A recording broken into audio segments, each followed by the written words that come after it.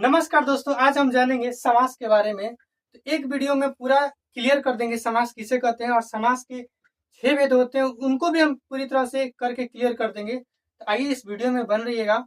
और समास से रिलेटेड कोई भी क्वेश्चन हो और कोई भी एग्जाम हो, उसमें अगर समास से रिलेटेड क्वेश्चन होगा तो उसमें आप आसानी से उसको सोल्व कर पाएंगे। तो आइए हम इस वीडियो को स्टार्ट करते हैं।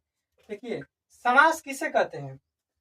सबसे पहले समास को जानेंगे, समास किसे कहते हैं। समास दो या दो से अधिक समास दो या दो से अधिक शब्दों का परस्पर संबंध होता है, उसे हम क्या कहते हैं, समास कहते हैं। ये दो या दो से अधिक शब्द को क्या करता है, जोड़ के उससे हम समास बनाते हैं, उसे समास कहते हैं। ठीक है। समास का 6 भेद होता है। समास का 6 भेद होता है और समास का विलोम शब्द होता है व्यास। ये भी कभी कभी एग्जाम में पूछता है, कोई भी एग्जाम में पूछ देता है, तो इसको हम याद रखेंगे। छोटा सा चीज है, बहुत अच्छा है। समास का अर्थ होता है संक्षिप्त या जोड़ना या संक्षिप्तीकरण। ठीक है। अब देखिए, समास का 6 भेद होता है, तो कौन कौन सा होता है। द्वंद्व समास, द्विगु समास, कर्मधारय समास, अव्ययी भाव समास और बहुव्रीहि समास और तत्पुरुष समास। इस हम 6 भेदों को बारी बारी से स्टार्ट करेंगे। द्वंद्व समास को पहचानेंगे कैसे और द्वंद्व समास किसे कहते हैं, इसके बारे में स्टार्ट करते हैं। चलिए, ये भी यहाँ पे लिख दिए, ये भी समझ लेते हैं। द्वंद्व समास, द्वंद्व समास में पूर्व पद और उत्तर पद दोनों क्या होते हैं, प्रधान होते हैं।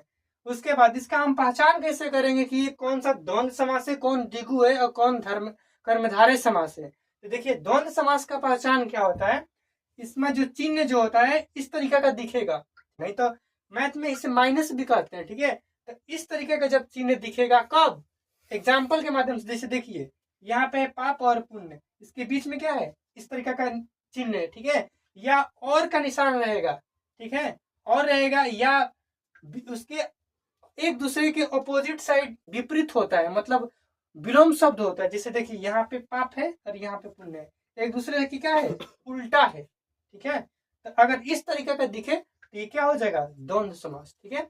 इसका यही एग्जाम्पल है। अगर इस तरीके का ये चिन्ह हो या और लगा हो या इस दोनों साइड में विलोम शब्द होना बहुत जरूरी है, तब जाके ये होगा द्वंद्व समास। ठीक है। इस तरीके का और एग्जाम्पल आएगा, एक और है अव्ययी भाव समास में, तो उसको भी हम देखेंगे। लेकिन इसको हम अच्छी तरीके से याद रखेंगे ताकि जब हम अव्ययी भाव समास के बारे में पहचान बताएंगे तब उस समय नहीं भूलेंगे। क्योंकि यहाँ पे देखिए, ये एक दूसरे के क्या होता है, अपोजिट होता है, इसलिए ये क्या होगा, द्वंद्व हो जाएगा। ठीक। चलिए, अब हम इसको द्विगु समास को देखते हैं। तो हम अब देखते हैं इसको, द्विगु समास को। द्विगु समास में क्या होता है कि पूर्व पद संख्यात्मक होता है। पहले वाला जो पद होता है वो संख्यावाचक, संख्या जैसा होगा। जैसे इसका पहचान हम बताते हैं। पहचान में क्या लिखें, द्विगु समास में संख्या की प्रधानता होती है। जैसे कोई भी शब्द होगा उसमें पहले जो होता है वो संख्यावाचक, संख्या वाला शब्द होगा। जैसे एग्जाम्पल की ओर देखते हैं। जैसे देखिए, नवरत्न, नवरत्न मतलब यहाँ पे नौ, नौ मतलब नौ संख्या को दर्शा रहा है यहाँ पे।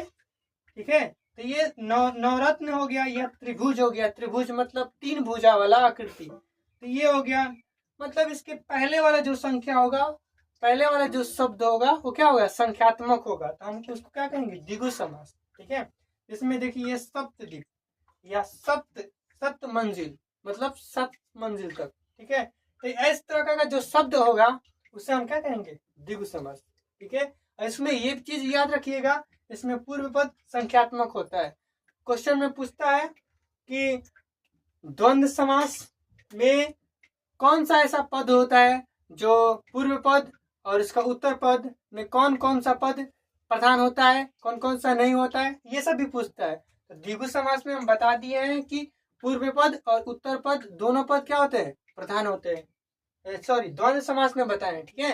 और द्विगु समास में पूर्व पद संख्यात्मक होता है और उत्तर पद प्रधान प्रधान सब कुछ नहीं हो रहा। ठीक है। ये सब केवल यही याद रखेंगे। ठीक। चलिए, अब हम जानते हैं कर्मधारय समास को। ठीक है। कर्मधारय समास किसे कहते हैं। इसमें क्या होता है, इसमें पूर्व पद विशेषण और उसका उत्तर पद विशेष बताता है। ठीक है। का पहचान क्या है, विशेषता बताने वाले शब्द कर्मधारय होते हैं। जैसे एग्जाम्पल की ओर देखते हैं। जैसे देखिए, चंद्रमुखी, चंद्रमुखी क्या है, क्या बता रहा है, विशेषता बता रहा है। ये शब्द क्या बता रहा है, विशेषता बता रहा है। कि मेरा मुख है जो चंद्र के समान है, तो इसीलिए हम इसको क्या करेंगे, चंद्रमुखी। फिर काली मिर्च, काली मिर्च मतलब काला के जैसा मिर्च, करिया जैसा मिर्च होला अगर काली मिर्च, ये क्या बता रहा है, विशेषता बता रहा है। ठीक है। उसके बाद है नील कमल, नील के जैसा कमल, नील के जैसा कमल, नील कमल, ये भी क्या बता रहा है, ये शब्द विशेषता बता रहा है। और ये पीताम्बर, पीताम्बर क्या है, पीला जिसका अंबर। ठीक है, पीला जिसका अंबर हो उसको हम क्या बोलेंगे, पीताम्बर। तो इस तरीके का एग्जाम्पल अगर दिखे, इस तरीके का शब्द आपको दिखे, तो इसको हम क्या बोलेंगे, कर्मधारय समास। ठीक है। तो चलिए अब देखते हैं अव्ययी भाव समास को।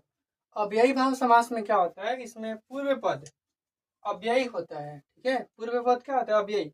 पहले हम समझेंगे कि पद कौन सा पद किसको बोलेंगे। ठीक है, पहले पद समझना बहुत जरूरी है। ठीक है, तो चलिए देखिए, जिसे मान लीजिए एग्जाम्पल है यथा समदो, यथा स्थान, यथा संभव नहीं है, इसमें यथा स्थान लिखे हैं।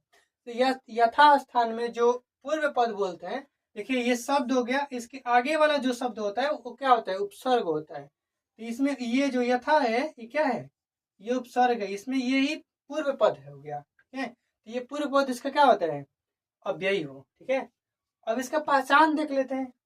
पहचान ये समझ में आ गया आप लोगों का, पूर्व पद किसे कहते हैं। ठीक है, अब देखिए, अब इसमें इसका पहचान देखेंगे, किसका, अव्ययी भाव समास का पहचान इसका होता है, प्रत्येक उपसर्ग वाले शब्द क्या होते हैं, अव्ययी भाव होते हैं।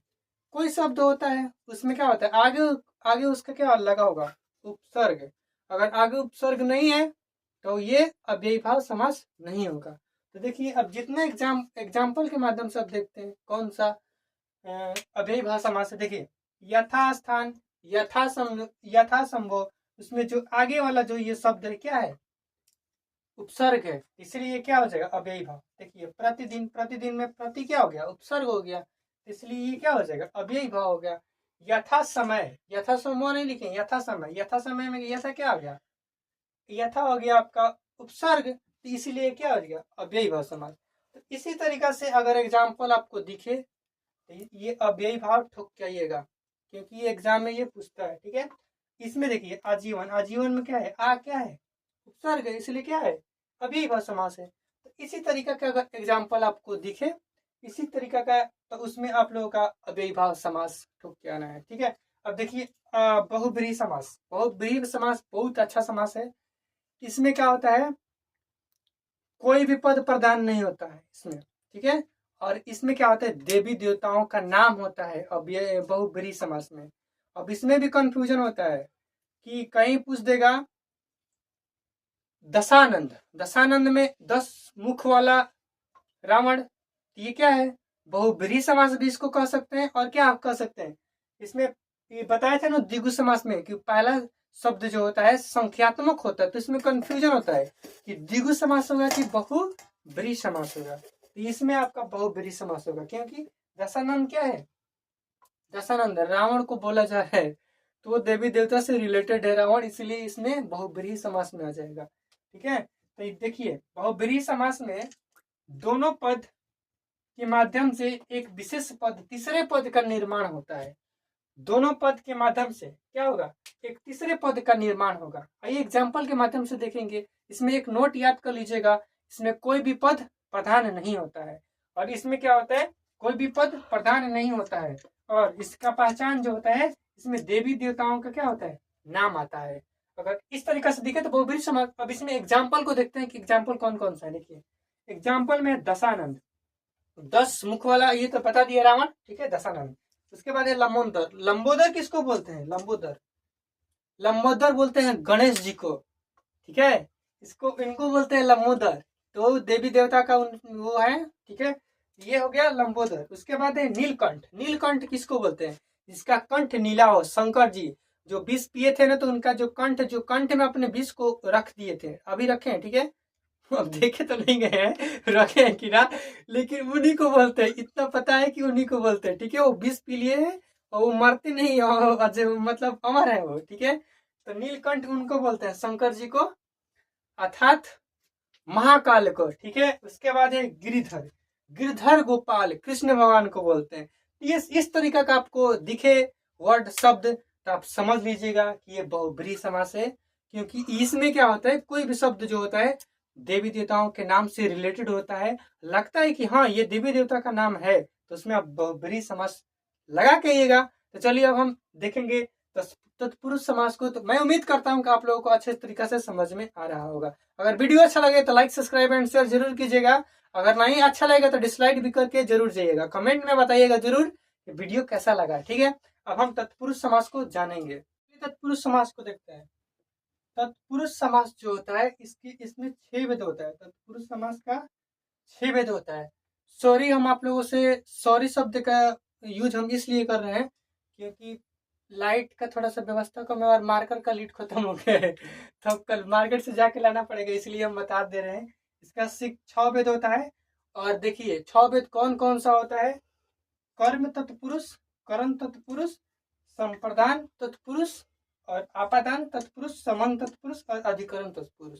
और इसको हम ट्रिक के माध्यम से बताएंगे कि कर्म तत्पुरुष से लेके और अधिकरण तत्पुरुष तक, ठीक है, किसे कहते हैं और इसका पहचान क्या है, एग्जाम्पल के माध्यम से अच्छी तरीके से हम बताएंगे। ठीक है, तो चलिए हम नेक्स्ट वीडियो में बन रहिएगा।